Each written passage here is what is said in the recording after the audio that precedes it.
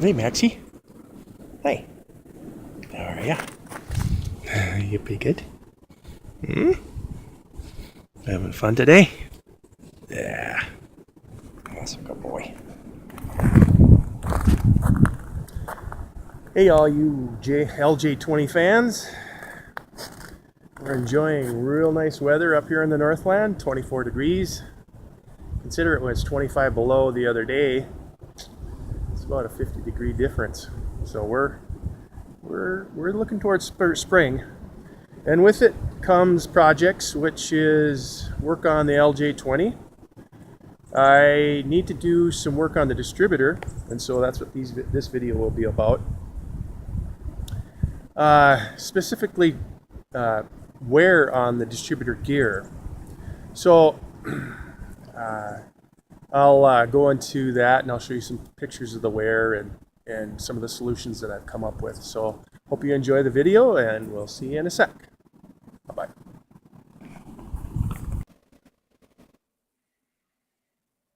All right. Here's a distributor I purchased online from a fella from Colorado. Thinking I'd use this as a replacement for the original right here. Because of the wear on the gear, and now of course you can see the teeth on this gear are real nice. But this distributor didn't fit correctly, and I returned to the idea of trying to get the correct gear back on the original. And I had hoped possibly to use this gear, but the pin location and the shaft size were different. So you can see the difference here. Oops.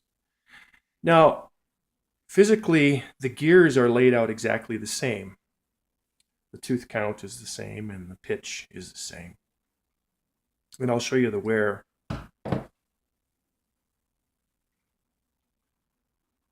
On the original gear, you can see how sharp the top of the teeth are.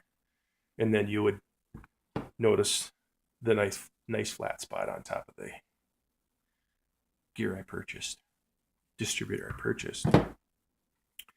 I checked with a forum that I'm a part of that talks about the LJ20 and couldn't find any parts there. Also, there are parts available worldwide, although the LJ20 wasn't supported by Suzuki in the United States. There are some parts at Suzuki dealers for them, but they were never imported technically by Suzuki into the United States.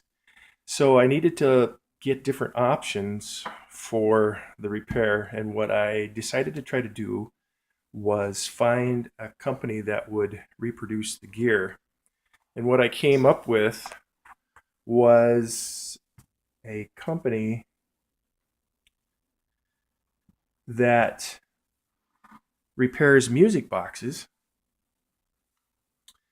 And here you see a photo of the owner, Al Meekins, talking to the Kino brothers, who are antique dealers. And Mr. Meekins is in the middle in the gray jacket.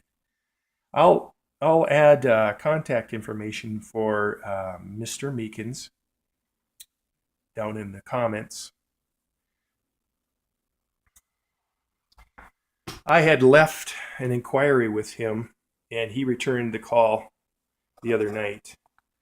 And after discussing the project and him seeing photos that I had sent, said that he could reproduce this gear. So I'm going to go ahead with that. The cost of this gear to have it reproduced will be $325, which is 3 times what I paid for the vehicle.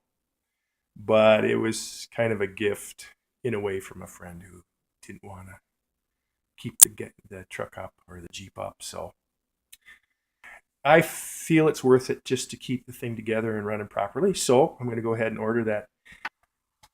There will be an issue with the gear that is in the motor, but I'm not going to mess with that.